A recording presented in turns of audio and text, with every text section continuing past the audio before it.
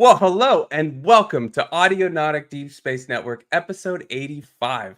This is the Independent Musician's Guide to Production and Promotion. This week, we've got a demo courtesy of Eonlake of the Cherry Audio PS3300. Very much looking forward to that. I just saw that it's a 48 voice, right? Polyphonic synth. I mean, that's just insane. So we'll check that out. We've also got a look at the recently announced Akai APC64. And then we'll talk the latest news coming out of the Bandcamp Songtradr acquisition.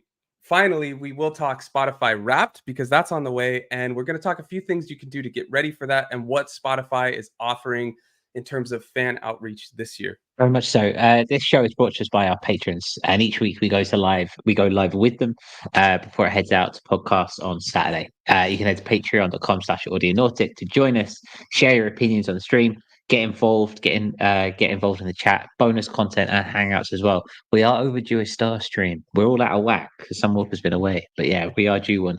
My name is Curtis, and let's start with Sunwalker this week. How you doing, brother? How you going? Man, I'm surviving. That's about the best I can say. But I did get some new gear, which has been quite a lot of fun. I've been feeling like a total noob with the Digitact, and I love that. I love that because it's been a while since I've had a piece of gear or DAW or anything like that where I just have no idea what I'm doing and have to learn everything. It's a complex beast, but it is a beast, and I've been loving the process of struggling to figure something out, and then it clicks. And then I'm like, oh, well, maybe I can do this or that with it and all that. And it's really cool. I'm glad I listened to Eonlake about getting that. Speaking of which, how are you doing, Eonlake? What's new with you?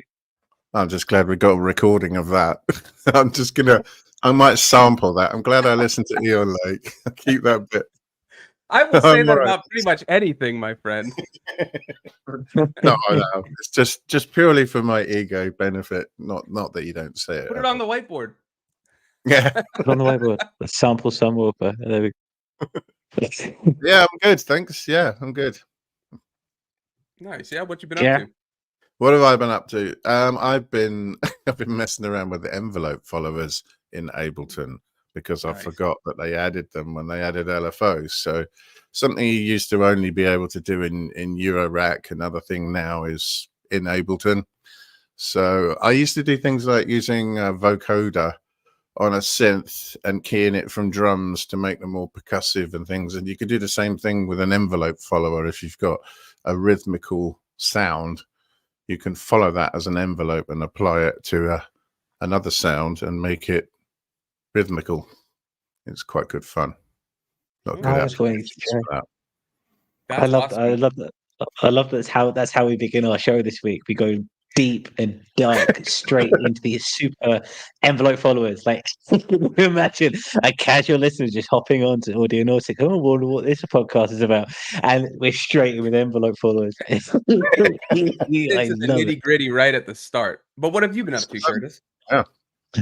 I've been what have I been doing? I've been doing TEDx, so I haven't been doing much. I've been making little purchases and little things to upgrade the studio, and therefore I've not been playing much. I've been rerouting stuff, and I got that MIDI merge a couple of weeks ago. I've been integrating that.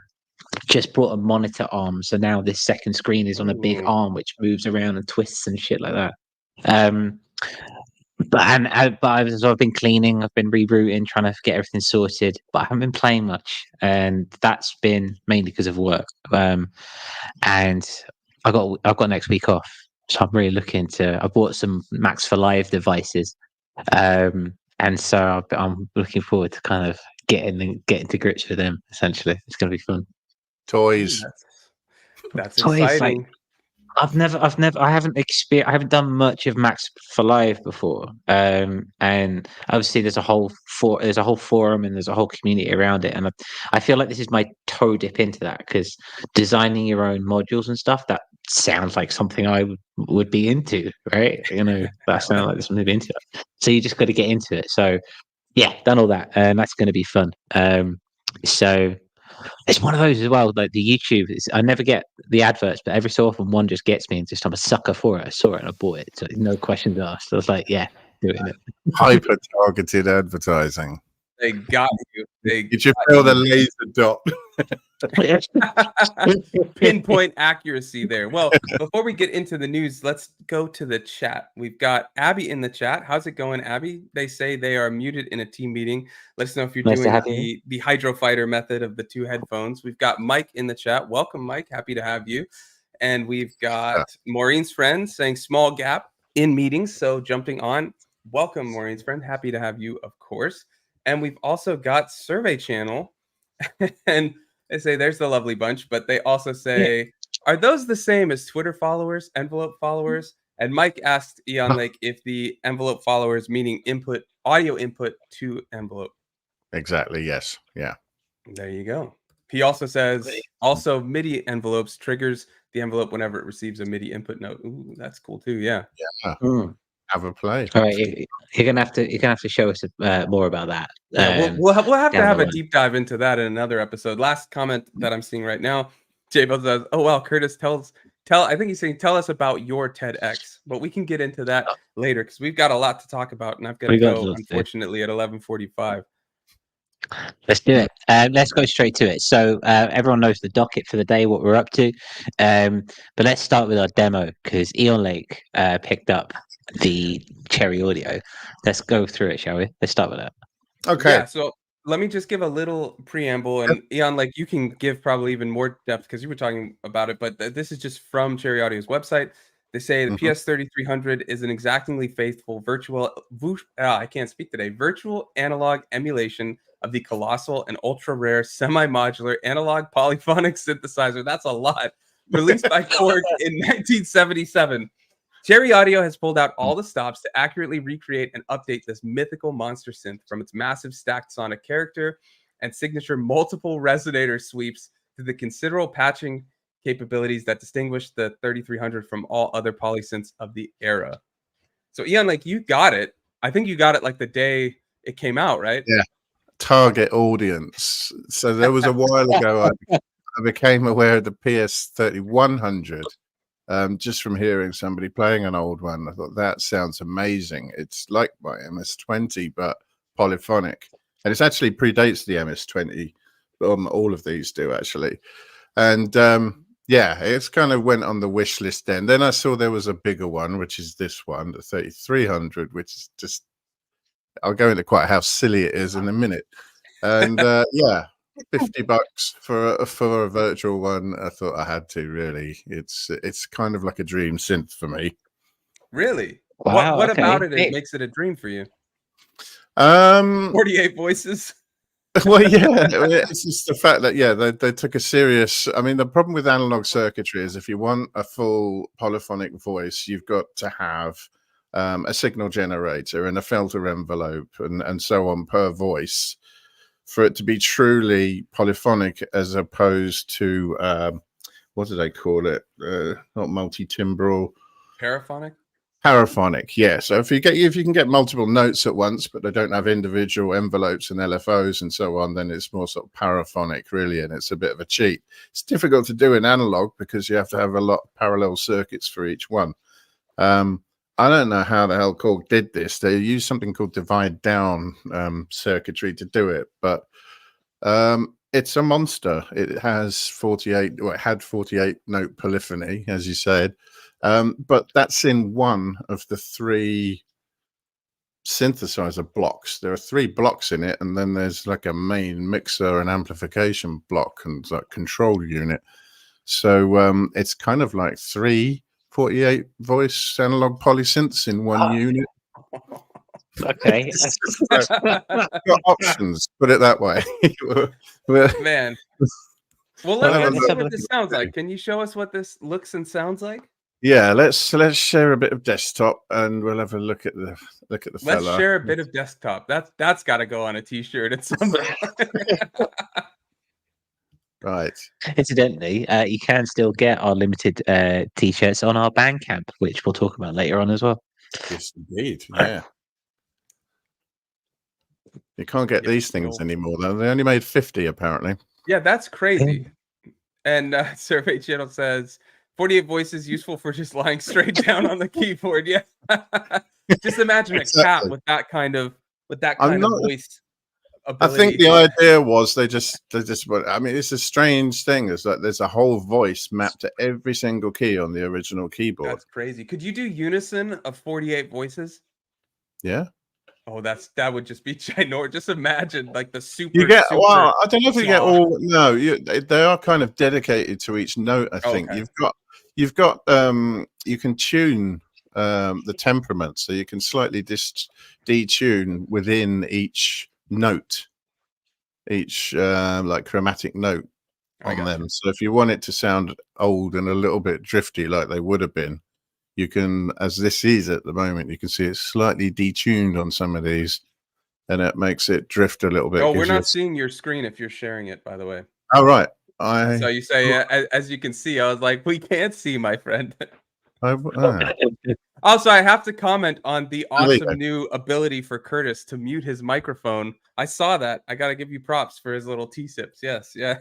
Yeah, and I wouldn't notice, but he wasn't drinking tea at the front either, was he? I know. We've just really we struck. We went right for the detailed envelope followers and no T-sip. We're crushing it today. All right, so there we go. Let's see this. This is bad boy. So for those listening on, for those listening on Spotify, Eonlake has just shared his screen. Actually, if on Spotify, you've probably got the video, but for Apple Podcasts, hop over to Spotify and have a look there because it's all in video and it looks beautiful. So we're having a look at a regular sort of Ableton Live session, and dominating most of the screen is this VST, which is a pop-up window. So what we've got here is, if you see, there are 4 large containers in this case. And you've got your little keyboard at the bottom, but this is it here. So the first 3 of these are your first 3. I would call them a synthesizer block. They're subdivided into usual sort of white blocks that Korg use to just show you purpose, almost like a modular. It's a semi-modular synth. There are something like 67 patch points on the front of it. Wow. And so let's look at one here. We've got an individual voice. There is a zoom on this as well, isn't there? Yeah. So it can take up the whole screen. Yeah, because this is actual size. You can make it bigger or smaller. Let me see if I can do that. Yeah. There we go. So, signal generators, the old name for oscillators, basically, noise sources. So we've got the triangle saw, rectangle, then we've got a narrower rectangle with pulse width modulation on the last of the 3 settings for different pulse widths. When you've got a slight frequency adjust so that you can detune them in relation to any of the other ones. You've got your usual scale settings and envelope modulations, whether or not the keyboard filter is balanced. You've got a low pass filter. It's subtractive synthesis, of course, so it's just your standard analog subtractive synthesis. I believe Bob Moog once called this the best synthesizer for fat sounds. So that's from the horse. Well, let's hear it. Let's hear what it sounds like. Yeah, and you've got your modulation stuff at the bottom here. I'll just go over the architecture just quickly. So you've got a little bit of modulation at the bottom, and then it all repeats over here. On the right-hand side, you've got 3 outputs. You can pan each of these synthesizer voices or blocks, left, right, center, whatever you feel like doing. You've got relative volumes for each one. And then you've actually got, some effects that they've added in here for chorus, echo, and reverb. There's a limiter on the master out. There's a lot of stuff to play with. But essentially, each one of these is fully polyphonic, and there are 3 of them. And I've put a few of them in this arrangement so that we can have a listen to some sounds. Ooh, yeah. I would recommend trialing the internet, for there are quite a few good sounds only demos of these things. Let me just get rid of that. So first I was looking at, bass sounds. I like this one because it's a bit filthy and it's just got a bit. nasty sort of square wave thing going on. Then I thought I'd do something a bit more walking around so you can hear its tone a bit better.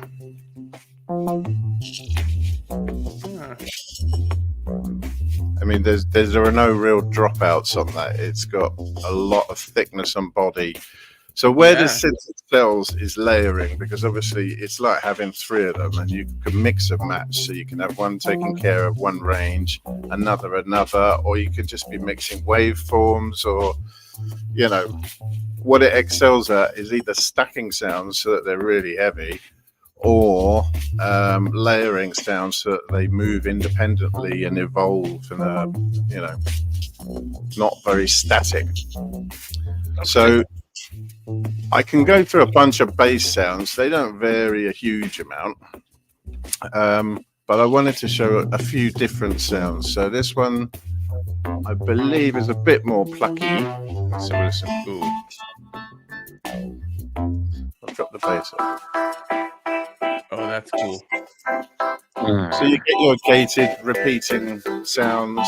A lot of them will have time modulations on them so that they can speed up or slow down. Some of them have pitch modulations where they evolve, they go up or down over time.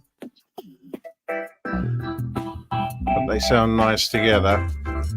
I love that bass sound. Monstrous. Yeah. Now we're getting it through the internet and all that, so it's a little bit reduced and compressed and all that. But I don't know if you're able to, Eonlake, would you be able to take a video of this later and post it on the Discord so we can hear it in all of its glory? Yeah, awesome. Okay, so we'll do that, and then if we make a clip out of this, we'll add that video to demonstrate, because I know it's a little bit reduced and compressed and all that. That's just the nature of live streaming across the Pacific and all that. But yeah. So next up, there's we've got a nice thick pad sound. Oh yeah. So this is a kind of quite a traditional sounding pad, but with a kind of a modern feel to it. It's got some good stereo space on it. It's a little bit mooky, I think, this particular one, but it's every channel says it's like listening in Real Player. Yeah. Well, don't worry. As you're on the Discord, you'll hear the proper version. It'll do it justice. But this is more of a quick look at what it can offer. And I mean, I was just taken aback by the just complexity and massive what you can do. The beauty of it is it's got, look at this. Look at all these patches. Yeah. So these are all your sections here: basses, bells, brass keys, leads, legacy, which does very much what you think it would, modulations, which gets crazy, pads, which is a good variety, plucks, poly, sound effects, and strings. A whole section of strings. A whole section of strings. That's my kind of synth. That's just for 50 quid. $50, right? It's just $50. That's insane. That's an insane. We'll go up to 80, I think, in a bit. It's going up to 80. So it's going to go up to 80, but it's 50 right now. I'm not sure how long it stays 50, Eonlake. Do you know by chance? I don't it's usually about a month or so. It's usually a month. What does it have? Are there any, from what you've seen, are there any limitations in Eonlake? Not many.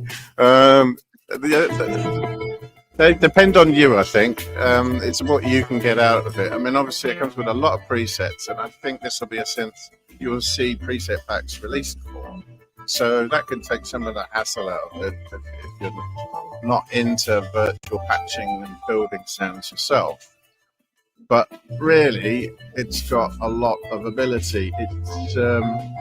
It all MIDI syncs and everything, so you know all of your echoes and everything can be beat synced. Your oscillators can be beat synced and all the rest of it. It's not really big on limitations, to be fair. Interesting. Okay. Yeah, I mean, you would think not. Yeah, I was gonna say with what it offers, you would think it's not big on limitations. Like, can you stop the music if you don't mind? Unless there's more you want to share about it.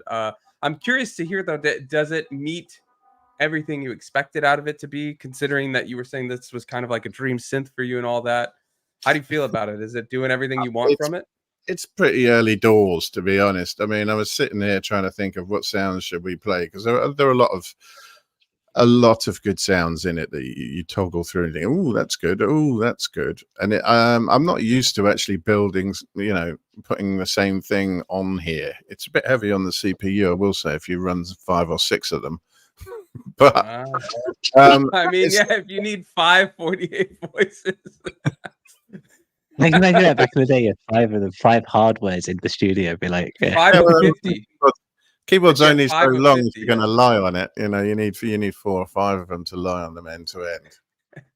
Yeah, to really get the best of it all. We've got the link if you're curious to check it out. It's in the chat. it's Curtis, perfect for are you converted? Are you going to get this? I would like to. I think it might have to wait a month or 2. I've just bought a load of stuff. I mean, for 50 quid for a little bit of what's the phrase? For a little bit of semi-modular stuff where you're kind of making things work. Yeah. I remember picking up the MS-20 and taking that home for the weekend, and that was, I think, was the most fun I had in a long time. So I can see this being similar, even though it is virtual. It's got What about some you, bro? tonality to it. It is a little bit gnarly like that, but also it can cover some very smooth areas as well, because the amount of layering and modulation you can do with that number of voices, it can make it sound quite lush as well. And also the fact, I mean, I didn't put any additional processing, any echoes and reverbs were actually inbuilt on the synth itself. I didn't want to actually dolly it up or anything, so that's all what it actually sounds like. Yeah, you didn't color it in any way with other effects and stuff. I like that. Yeah, and Cherry Audio usually has really good built-in effects too, so it's not surprising.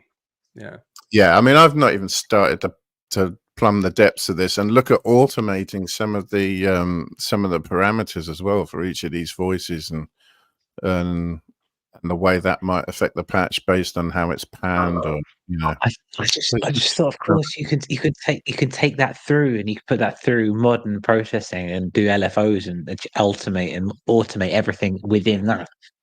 I mean, then you got imagine taking something like this with this amount of features and controls and going, right, I'm going to stack a load of LFOs on top of the unit and start attaching them to all these parameters. But of course, that's exactly what you can do in software now. So, and while one of these would cost about $100,000 now, if anyone was silly enough to sell one, I can have 5 of them and stack them up. You can just do a stress test. Well, yeah, we'd be curious to see what you guys listening in the chat or listening back on Saturday's podcast. What do you think of it? Is it something that you do? It's $50 right now, going up to $69 or $79. Is it something that you would purchase? Let us know. Thank you very much, Eonlake, for a wonderful demonstration of what is a lovely synthesizer. Yeah, and what I would say in the end is, with anything that has virtual patching and so on, the benefit is, unlike in the real world, you get total recall, and you can just store all your patches and flip between them. If it were a real one, you'd have to patch it up every time and change every knob. The ability to just bring it back as it was is pretty huge for something like that. Massive. For sure. Let's has anyone else got any more to say about that, or should we move on to our news for the week?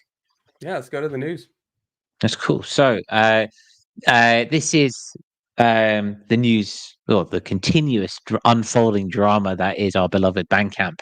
They have laid off 50, or Songtradr, who bought them a couple of weeks ago, has made a load of layoffs, about 50% layoffs for Bandcamp, and particularly those who are a part of the union. But I'll let Sumwalper see if he made the notes on this one. Go for it. Yeah, so I have a tweet, if you don't mind sharing it, from Bandcamp United, the union, where they just talked about what happened, and then I also have a bit from the Quietus, just talking what Songtradr was saying about why they did the layoffs. So first, we'll just go to this. So Bandcamp says today, Epic Games' sale of Bandcamp to Songtradr was closed, and at least half of Bandcamp staff was laid off. This is heartbreaking. We love our jobs, the platform we built, and the Bandcamp community. We're glad to have our union coworkers who have each other's backs. We'll be moving together to decide what our next steps are. On Wednesday, we return to the bargaining table with Epic Games, and we'll keep you updated. Love and solidarity to the whole Bandcamp community. Thank you for the support. So yeah, not good news. And then if we go to the Quietus article that I posted in the docket, I'll just start reading what it says. So it says, news of the layoffs initially filtered through on X, formerly Twitter, with a number of members of staff revealing that they had been let go. In a subsequent statement confirming the job cuts, Songtradr said, over the past few years, the operating costs of Bandcamp have significantly increased. It required some adjustments to ensure a sustainable and healthy company that can serve its community of artists and fans. After a comprehensive evaluation, including the importance of roles for smooth business operations and pre-existing functions at Songtradr, 50% of Bandcamp employees have accepted offers to join Songtradr. What spinning language that is, isn't it? Like that notion, they fired 50%, but it's been spun as 50% have opted to join Songtradr. That's a very, maybe I'm putting my English hat on, but that's it's an interesting turn of phrase. Seems a bit doom and gloom, no? Yeah, I mean, we'll have to see. We have to keep playing this wait and see. We have to see how it all shakes out. But yeah, it's not the best news, and it's horrible for everyone that's affected by it. That's the worst part. But I mean, yeah, we just have to kind of see what happens with Bandcamp. Where's it going to go? Are they going to focus again or double down on doing licensing and things like that? I believe a lot of the layoffs were in the editorial too. I could be wrong, but what I had read was saying a lot were in the editorial, which is a bummer because Bandcamp Daily is incredible and the New and Notable is great. I'd be curious to hear if anybody has ever been featured on Daily or New and Notable, what your take was. I had an album on New and Notable and it saw a massive increase thanks to them. So yeah, I mean it was really huge. So I hope Bandcamp Daily stays in New and Notable and all that stuff. And we have an interesting comment from Fluffy Bunnies. They say, why Bandcamp? And then what does Bandcamp do for you? So I'd be curious if anybody in the chat wants to answer that as well. But I mean, it's hard to answer quickly on that one, isn't it? It is hard to answer quickly, but I mean, Bandcamp acts as a much more direct fan to artist platform compared to streaming, where it's very inactive listens coming largely from playlists typically, and then the streams are very small numbers. I mean, I don't know the exact numbers, but if let's say you sell an album for $10 to get that same amount of money from Spotify would take thousands of streams. So I mean, it can do a lot. That's my take. I'd be curious if there's any more. And Fluffy Bunny says more so than CD Baby or SoundCloud. I mean, that's what I'm saying. Like SoundCloud, I think you can sell. I don't know if you can, but Bandcamp you can sell music. They take a small amount of revenue share. CD Baby gets you on streaming. I think they have a platform for selling, but I mean, I never saw sales on there, whereas I see sales on Bandcamp. There's a dedicated base of fans on Bandcamp that listen and support music. So it's a little different than just being on a streamer or something like that. This is a direct, and you can communicate. They have basically email list. When people support you, they join, or they can choose to join your mailing list, and then you can contact them with email saying, hey, new album is out, things like that. Or even just when you release a song, Bandcamp sends a notification to your followers saying, hey, Sunwarper released a new song, or Eonlake released a new album. So yeah, in my opinion, it can do a lot. And so it's sad to see a lot of these things going on. And if changes are coming, that's quite the bummer for Bandcamp and for, I think, independent artists at large.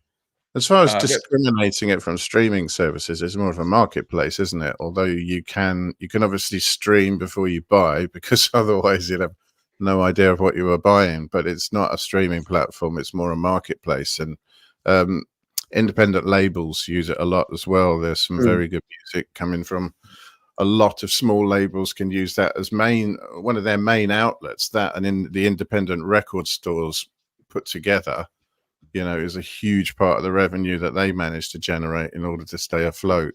Streaming just doesn't, touch the sides on that. It's just nice to have, I think. I think that the community as well is it's geared towards or gears away from the notion of things that are quote unquote trendy. Um, it allows the left field, it allows the subgenres, it allows the explorative genres to kind of do their thing, and there's an active appreciation for that, and there's an active kind of understanding that music can be anything, not just what makes a TikTok trend, for example, to be very slap and dash and be very kind of quick about the whole motion. But there's a whole community based around it as well, and there's so much more than just streaming in that regard. I Yeah, a want to little share bit in this. the comments I want to mention because Abby was saying, I'm curious to see how long Songtradr is going to let socials grumble about it without making any comments. Sentiment is going downhill and they remain silent. Yeah, I wonder if they're playing the wait and see or what. It's Mhm. interesting. And then Mike says, my lifetime sales on Bandcamp are almost 200, netting me over 700. How many thousands of plays would I have needed on Spotify to make that same amount? I mean, exactly. That's the thing. Yeah. It's a much better artist share. Yeah. And Another argument is that streaming platforms are kind of driving towards casual listening in massive. exactly, yeah, inactive What they listeners. That's do. what I was saying. They're on playlists. They're not even listening to you as an artist. You're just background sounds on a playlist that they Whereas like. the people that you tend to get looking for music on Bandcamp are kind of more enthusiasts, and you're probably more likely to be interested in you as an artist if it's something that they decide that they like. Yeah. Yeah, for sure. I wanted to share this from our patron, Lars Haur. Really interesting idea. He predicts that Bandcamp won't die off. It's simply going to turn into a Spotify type of situation where we don't like it and they don't respect artists, but we can still use it anyway, or we still use it anyway because what else can we do? Somewhat forecasting negativity in that regard, but we need a dystopia alert on this. Yeah, what else can we do? Yeah, I mean, well, look at that's kind of what the argument when it was, right. well, we have to use Spotify. What else can we do? You can use Yeah. Bandcamp. That was the previous thing. So, And so they make Bandcamp Spotify, and my only thing is, I mean, one hope is that other things will come to the forefront that are similar to what Bandcamp has been if Bandcamp starts to change. So we'll see. That's just the way we really can't comment on what's going to happen. This is not good news by any means, and it doesn't set a good precedent. No, but we'll see. I mean, like you were saying, Curtis, about the trending musics, which is kind of more of the Spotify game and stuff. That's my worry with this push for sync, because I feel like sync is typically much more of these. Like if you go on Songtradr's website, I did today, looking at what they're looking for sync today, it was inspirational classical music, like that epic commercial sounds you hear on like travel commercials and stuff like that.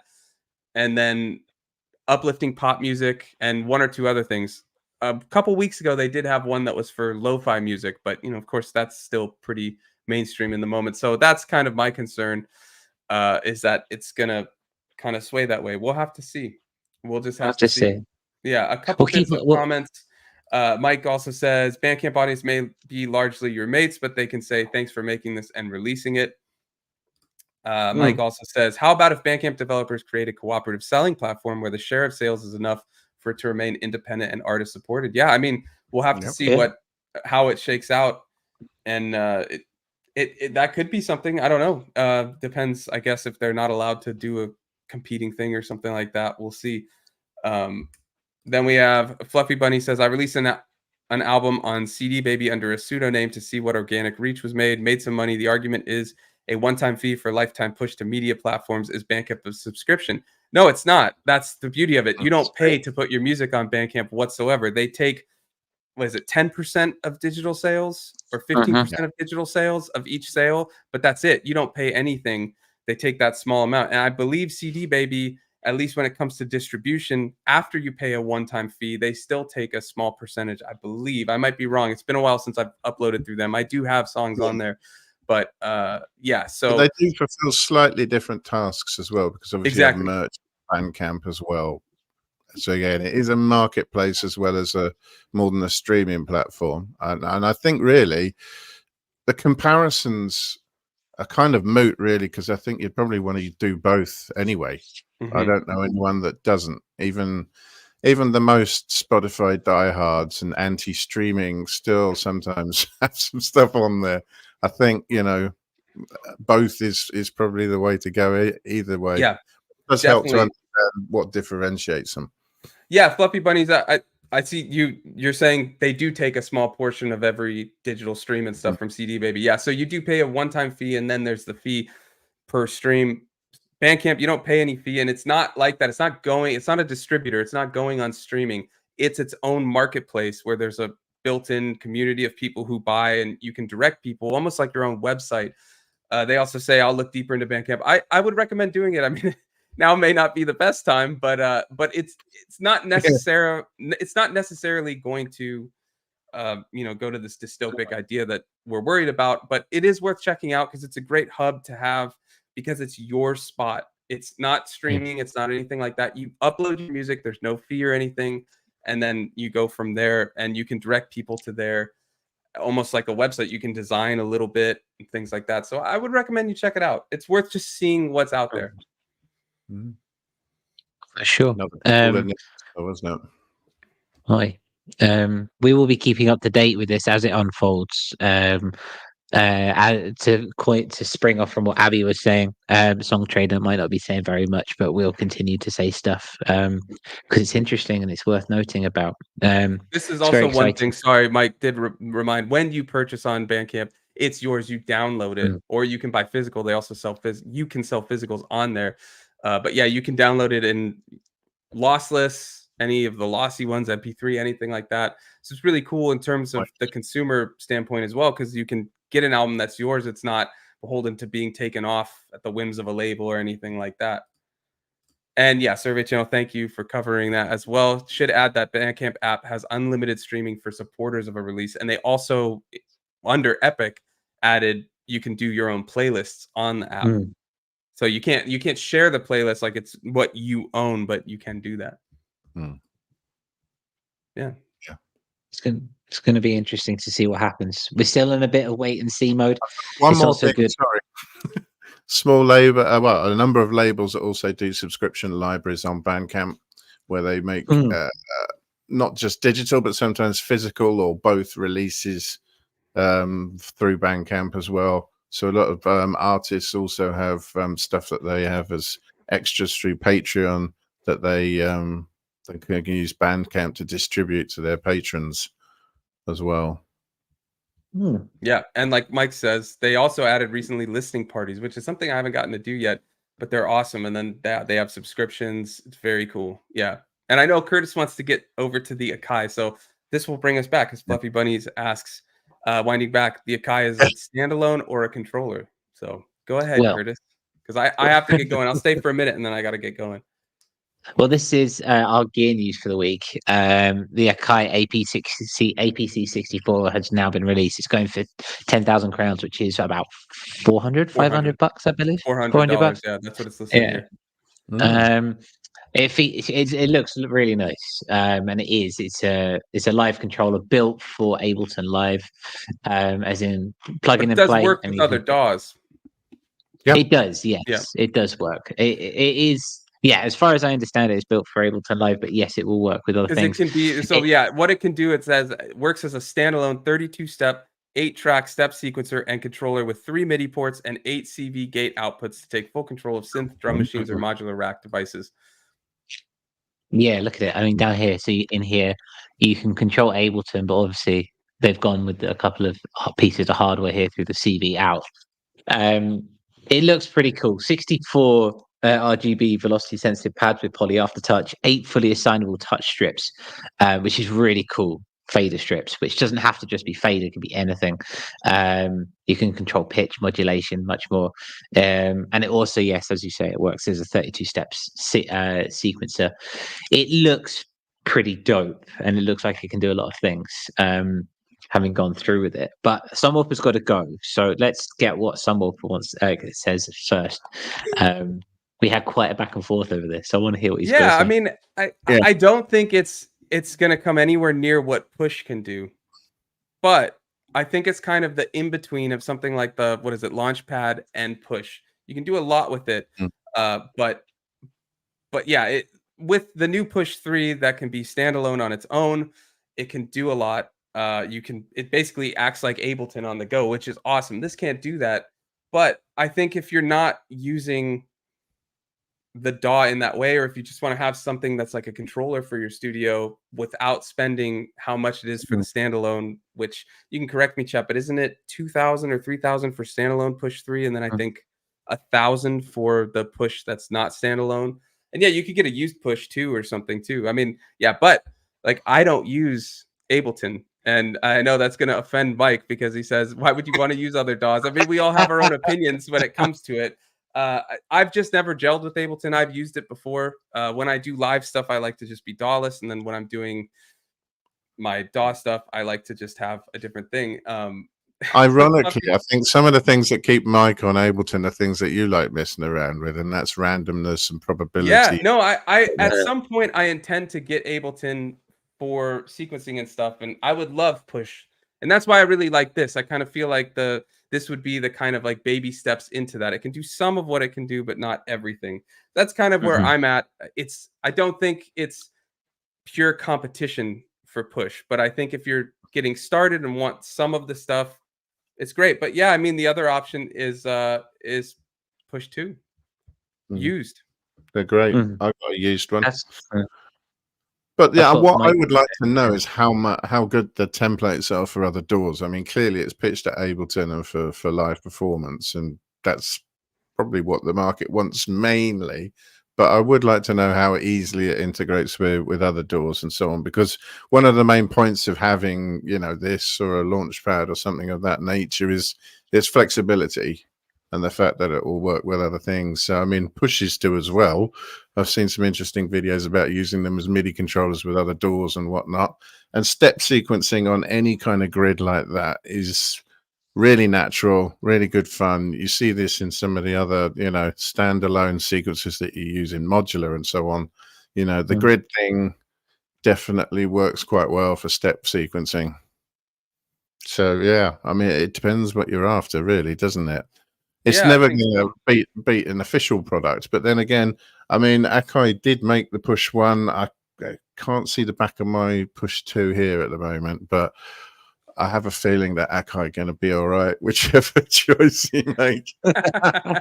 Yeah.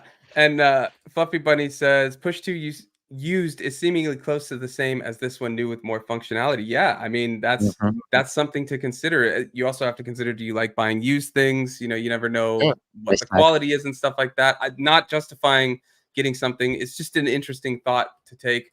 Survey Channel says you think that oh great, this means Push 2 will be really cheap. You go and look and it isn't particularly. Yeah, it could be raising prices up because maybe people instead of going for this are going for Push 2 and the demand goes up. Survey Channel says spending $500 to $700 on a DAW, not real cost effective for my approach, but I'm certainly intrigued lately by Ableton. And then this is interesting. Fluffy Bunny says Push 3 being user upgradable is the sale point. Now that is that you can upgrade it to standalone, correct? If you buy the not standalone, and is that what it is? I believe that's the thing. But Fluffy Bunnies, correct me if I'm wrong.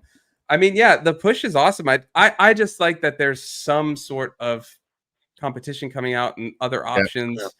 Maybe it's not for you, maybe it's not for anyone, but it's there if you're not looking for everything that the Push can do and want to save some money just to do controlling and stuff like that. Maybe it's there. But yeah, I mean, I'm curious. Oh, Fluffy Bunny says yes. Yeah, that's awesome. I love that you can upgrade. If you start with the not standalone and go, no, I want this Ableton like on this, you can get it to be standalone with Push 3. That's not on Push 2 or anything like that. But not Push doing that really would have been a big mistake, wouldn't it? Yeah. So that is a very cool feature. And yeah, so I'm curious to hear from the chat. If you use Ableton, would you ever consider getting something like that, or would you just get Push? And then if you don't use Ableton, would you consider something like this as a controller for your DAW or anything like that? Or is this not even interesting to you?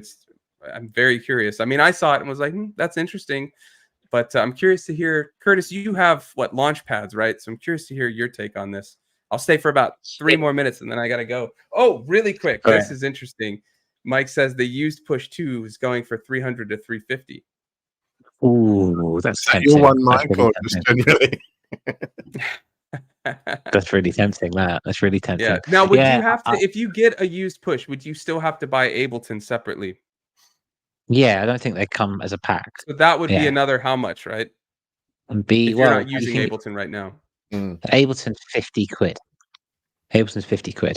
Okay. There you go. As a minimum for light, it's 50 quid. For light, okay. Yeah, for light, which is limited to But 8 if you have tracks. a light license, you can upgrade for less to a full version. Yeah. And some Curtis, let's hear your take. license is given away with hardware and stuff like that. I think if you get something with a pack, it only comes once redeemable. So if it's used, it's not going to make much difference. But I think it's pretty cool. I must say. I think it's the first time I've seen Oh, okay, interesting. All right, I'd consider buying that. I couldn't afford a push at this stage. I use a combination of the launch pad and then 2 launch controls, and the APC64 mitigates the need of having 3 boxes. The reason that I've got the launch controls is for the faders and for the knobs for the send and returns, which you can do on the APC and you can assign and you can flick. So I've got a 16 track template and you can flick across using the APC and it keeps it all together. So for me, say it again. When you move across, is it in blocks of 8?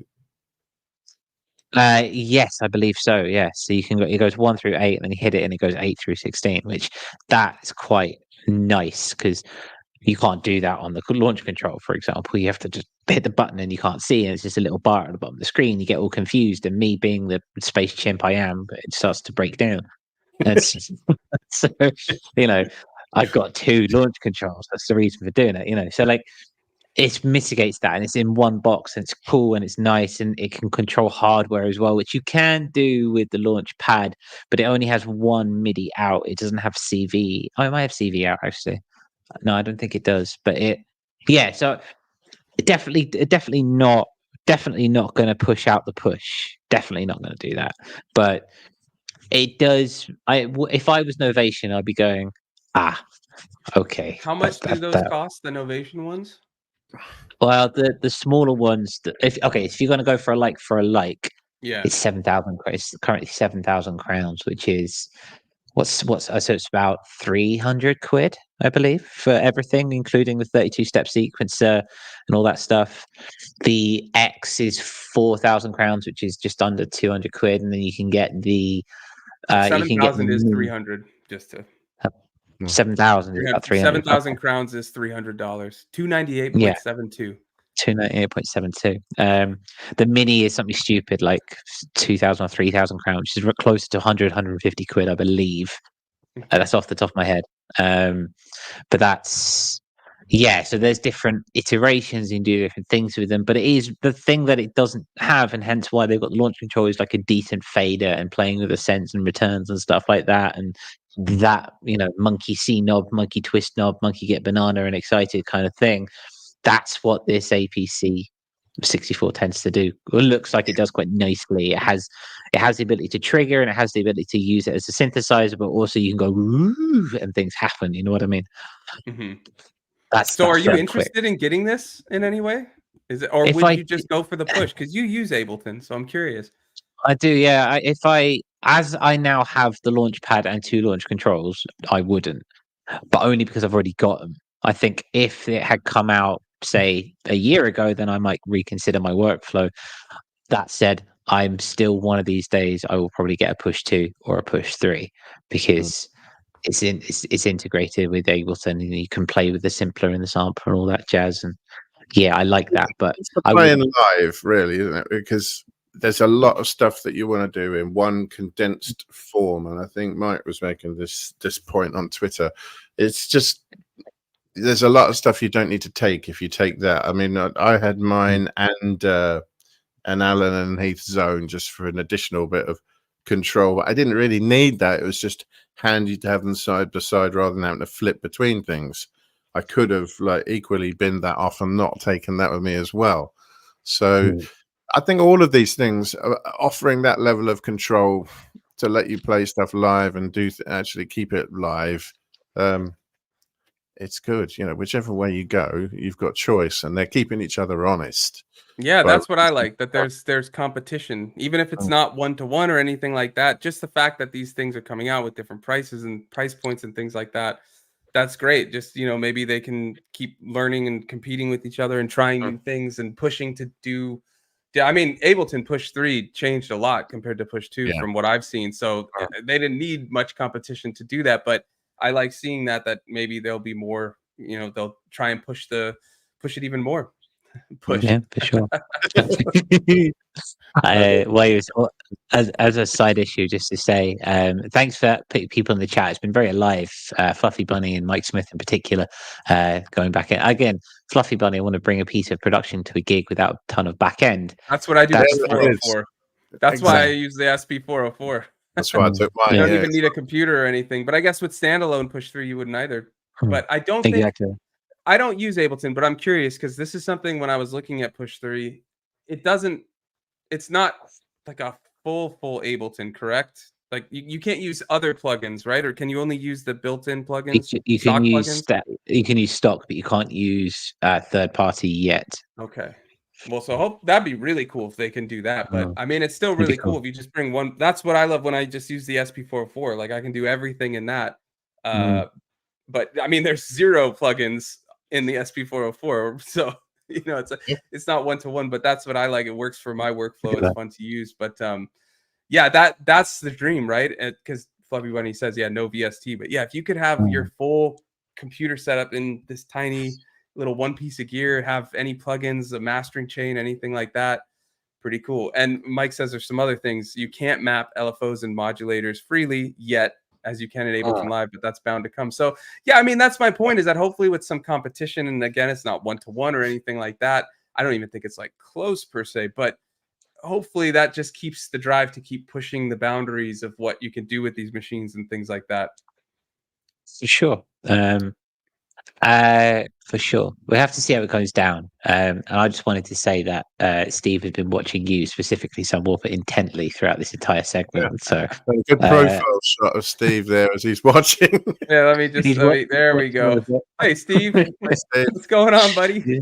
Just watching you on the second screen. All right, well, he can be my proxy because I have to get going, unfortunately. But Steve can be there in my stead. So he could be the stoic, silent, just there. The presence is felt. Thanks, Steve. You got my back. Watch, right when I get off, he's gonna just leave. He's like, I'm out too. All right. Open the door as well. Okay. Exactly. It's lovely to see you, brother. See you next time. And more sun for you next week. Yeah. I might try to bring the Digitact. Maybe maybe I can get a little lesson from Eonlake live. Use him for all he's worth. While I have but yeah, I'll try and see if I can just get the little setup to share my screen to show the Digitact a little bit, because it's crazy what you can do with that. But yeah, I do also want to add before I go, I updated the Audionautic radio playlist. So if you're looking for the latest in chill, independent electronic music and you use Spotify, you can head there. The link is in the description. If you've got some music you'd like to submit, you can DM the Audionautic Twitter. Hit us up on our Discord. The link is in the description there, or you can DM me at Sunwarper on any social, and we'll check it out and see if it fits. But yeah, that's it for me. So I have to make sure I leave the studio without ending the stream. So I'm gonna let's hope this works out. Yeah. All right, gents. It's been great. I'll see you next week. See you next week. Much love. So we'll find out exactly what everyone, and particularly Steve, thinks about our minute marketing segment. Yes, someone was gone, and we'll do our last segment, just the two of us. Our marketing minute for this week, we're having a look at the latest for Spotify for artists. There has been a huge update on the mobile devices. So if you're into your analytics and you're into kind of playing the algorithm, your analytics on your phone have got a lot deeper. There's a lot more detail. They tell you a lot more than they used to. And they've removed a lot of barriers to entry, i.e. once upon a time, you couldn't see which playlists you were in until you had a certain amount of plays or a certain amount of placements, so to speak. but they've kind of made that a bit more easy, which is nice. It is a for those of us who like to do and put our music out on Spotify and onto all streamers, it's a really good place to find out who actually listens to your music as the casual listener. And I have just seen Hydro Fighter is here. Hello, Hydro Fighter. That's awesome. Welcome. Hydro Fighter used to join us, but he has had to go back to the office, which means he can't be around as much. But it's lovely to have you here, Steve. So thank you ever so much. And apparently Steve looks like a white Batman. I'm not quite sure what that means. But yes, let me bring us back into this. Can I do that? Yes, here we go. So, but the main event for our minute marketing for today is the fact that Wrapped is coming. We're coming to the end of the year. We're going towards the last quarter of the year. Are we in Q4 yet, Eonlake? I don't know. Yeah, it must be. Yeah, must be now. Yeah, we're in Q4 in Business Talk, and it is the marketing minute, so I'm going to call it that. But Wrapped 23 is coming through to us, where we will take a look at what songs we have and haven't listened to throughout the year.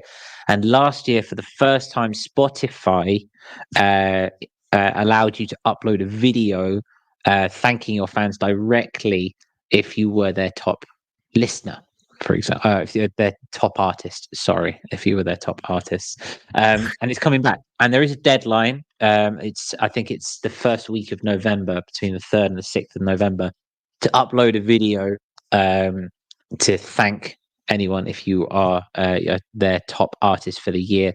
But also they offer a couple of things as well. You can offer, they've started selling merch throughout the year as well, so you can offer some discounts going.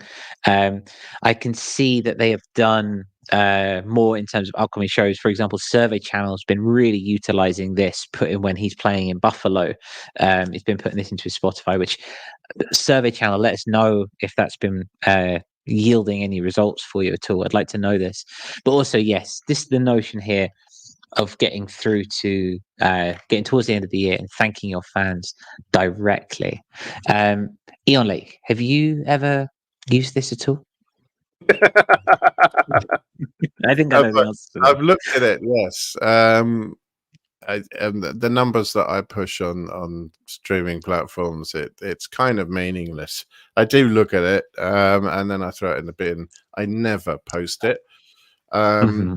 And I would like to say here and now, if anyone has ever listened to anything of mine anywhere, thank you. I appreciate you. I mean that. Those specific words. You don't. I don't have to be the person you listen to most. If you listen to me once, I appreciate it. And I'm not going to wait until the end of the year to tell you either. But some people will, and that's cool. And let them go ahead. Yeah. This year, I know that I've completely neglected streaming platforms, done nothing on them this year at all. So, yeah, it's kind of irrelevant to me. But I've seen some interesting things from colleagues, from friends that have got some crazy numbers on there. And it's nice to see them doing well. It's nice to see music that I like being appreciated by other people, or people that I know who made it. But I don't know. It feels like a numbers game to me, and it's not like meaningful numbers. Like, are those people real fans? I don't know. I'd like to think so, because I've got friends that are, in quotes, doing well on streaming, and I hope that's the case. Yeah, more power to them. I hear what you're saying, and I hear what you're saying, and I know what you mean. I just want to say what Hydro Fighter, because Hydro Fighter is a big going back to the APC, because he's a big MIDI controller guy. Back in the office is where I'm late. It looks like I missed the 64 segment. I'm not impressed with what I've seen. I think I would miss the knobs and dials from its predecessors, which I think is fair. It's an interesting one. But yes, I hear what you're saying, and I know what you mean. About kind of real listeners versus not so real listeners, or casual listeners, so to speak. And it makes sense. The difference, I suppose, in this case is that we have seen over the last couple of years, we have seen Spotify trends towards the notion of being more of a social media and being a place where you can directly reach out to your artist, much like removing Bandcamp. some of the barriers and some of the criticism that's been leveled that that they're gatekeeping your audience from you, and you can only reach them through Spotify, and that's becoming less the case, which is clearly good, right? That's in our best interest and a good thing. I think we'll agree on that. I think so, and I think with the introduction of things like merchandisers things as well, I think this continues that trend. And I know that we all have our grumbles about Spotify. I have my grumbles about Spotify. I think everyone has their grumbles in that regard. But it is becoming more and more accessible to people around. I've been working with some teenagers who've been putting their first EPs out, and that's for them, they're 14, 15, less than that, to put their stuff directly out to the big wide world of Spotify. That's amazing. Like, it's never more touchable, and that is what is good. I mean, Bandcamp can do that to a degree, but we obviously don't know where Bandcamp is going. Not to the same degree either. But what I would say is they're putting their music out to other streaming platforms as well. I mean, Spotify have got 60-70% share of the kind of numbers you're talking about, millions and millions and millions. A 30% share elsewhere is a massive market too, so I think it's good that Spotify are doing things like this, because it might make Apple Music and Amazon Music and Deezer and all the others do stuff that benefits us a bit more as well. Do you know what I mean? That competition effect, push the rest of them in the right direction as well. So, a good thing for that reason too. But don't forget about other streaming platforms, people. I think, we're starting to talk a lot about, just Spotify and Bandcamp, and that's it. There's a whole world out there, and, we're farming everywhere, aren't we? It's very fair. I hear that, and I think you're right. I found out the other day, then, just as a complete segue, the Untitled Tidal is linked directly to Hercules DJ products. So you can have a Tidal account and you can import all your playlists and everything directly from into your DJ software, and you can be a DJ and play DJ without having to go through downloading all your MP3s and stuff like that and creating collections, which that's another reason to be on Tidal. Because it's about that production. That was completely unrelated. I just thought it was a piece of information that you might find quite interesting in the name of finding other streaming. Isn't it? Yeah, it's cool. I think what is, whether it be Spotify or Tidal or Deezer or whatever, whoever it might be, if you're offered I think the important thing to remember is, if you're offered these instances to relatively easily promote yourself and communicate directly with your fans, like you say, as you've just said, if you've listened to my music, I really appreciate you, to use those words. Take it, because I think that is, even if you're not too fussed about Spotify, even if you're not fussed about Amazon Music, they're offering you a platform where you can create a 15-second video, literally just like that, and say, hey, thank you for listening to my music, more to come, etc., etc. That means so much, I believe, to the listener in this day where there's such a blockade or a massive wall away from you and the fan, so to speak. Yeah. And it truly is the authentic branding and the authentic existence which makes all the difference to the listener. Yeah, you're right, it is important, but then I would say, put it up the day before Spotify Wrapped. Your audience then a day before everyone else does. I get that feeling mischievous. So yeah, that's more of a marketing minute. That's it's a public service announcement. It's there, Stevie, excuse me. He's very. I've got not much on the desk anymore because I've got the new monitor arm, so he's exploring. So that's what it is. Oh, right. But, yeah, it's up there. It's up on Spotify for artists. Go on, what's your pop? Go on. It's up there, Spotify for artists. Go on there onto your mobile phone and just get it from there, and we can go from there. So thank you ever so much. That is the end of the docket for this day. Unless there's anything more that you'd like to say, Eonlake. I think I've said enough. I think you've said enough. What are you going to be up to this week? What you got planned? I have got something planned. I'm trying to remember what it is. Oh yes, yeah. The secret collaboration is ongoing at the moment. Yeah, I'm working on something. Are we going to have any more info about that? And I'm even more excited than I was when I started it. But yeah, it's secret. It's still okay. It's secret. It's secret. Friends don't keep secrets. That's all I'm gonna say. Yeah, no, that's cool. So you'll be doing a bit more of that this week. Yeah. I've got 3 different things I'm working on at the moment, but competing for time. And I'm still going through the whole rotating stuff in and out in the studio. Still got my play tray set up. Black box is taking some it's getting some use now, and I've got a bass distortion pedal on there. I'm still using the night sky and things like that, and I'm swapping voices in and out. The subharmonicon's back in the studio. I think the Lyra might head over there next, and I'll do some stuff on that.